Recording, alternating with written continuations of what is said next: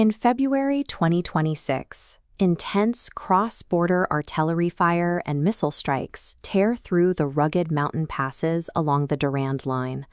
The civilian toll is heavy. Every week, more than 100 people are dying.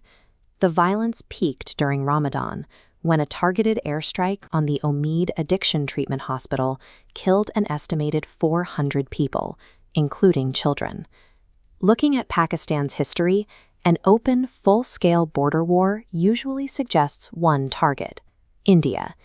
But Pakistan's defense minister declared war on the Afghan Taliban, the militant group that Pakistani intelligence trained, funded, and protected for decades. Just 5 years earlier, when America withdrew from Kabul, Pakistan's prime minister celebrated the Taliban's victory, claiming the Afghans had broken free from the chains of slavery. Now, the proxy army Pakistan engineered to secure regional dominance has become a bloody, inescapable trap. To see how this trap was built, we have to look back to 1994. Pakistan wanted strategic depth, a compliant, friendly buffer state in Afghanistan to secure their western flank. In 1994, Pakistani intelligence officers found a madrasa teacher named Mullah Omar. They offered him a deal. They would supply the oil, the weapons, and the money required to conquer Kabul. Back in Pakistan, religious schools became recruitment centers, churning out thousands of militant fighters to populate Omar's ranks. But that ideological pipeline eventually fractured. A faction composed of those Pakistani students formed their own group, the Tehreek-e-Taliban Pakistan, or TTP. Rather than fighting in Afghanistan, the TTP turned their weapons toward Islamabad. Their stated goal was to overthrow the elected Pakistani government and implement strict Sharia law. This domestic threat peaked on December 14, 2014. TTP terrorists stormed the Army Public School in Peshawar, walking classroom to classroom. They killed 132 children. The TTP, a group birthed in Pakistan's own ideological nurseries, had become a force the military could no longer restrain or predict. By 2026, Pakistan's military leadership delivered an ultimatum. Kabul had to eliminate the TTP immediately or face sustained bombardment. The Taliban refused.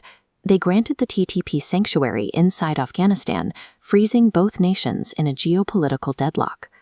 This diagram shows exactly why the Taliban refused.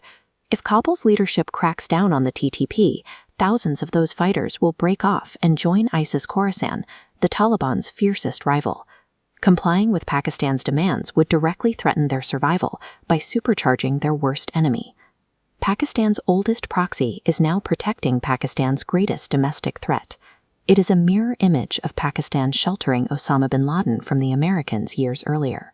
Stripped of diplomatic options, Pakistan launched direct, massive airstrikes deep into major Afghan cities, hitting ammunition depots in Kabul and Kandahar.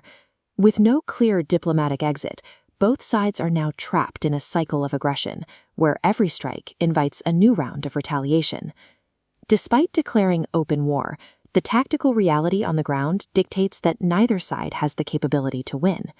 Pakistan commands the airspace, but launching a successful ground invasion across Afghanistan's punishing defensive geography is a logistical impossibility. That exact terrain dismantled the invading militaries of both the Soviet Union and the United States. The Taliban knows this. Simply surviving a war against Pakistan grants them political legitimacy and solidifies their status as national heroes at home. But the ultimate failure of this 30-year proxy experiment traces all the way back to Pakistan's original motive: blocking India. The regime Pakistan installed to keep Indian influence out of Afghanistan is now actively signing construction contracts and trade agreements with Indian companies. Pakistan spent decades trying to forge a weapon against its greatest rival. Now they are forced to watch that weapon point backward to strike them, while shaking hands with the enemy.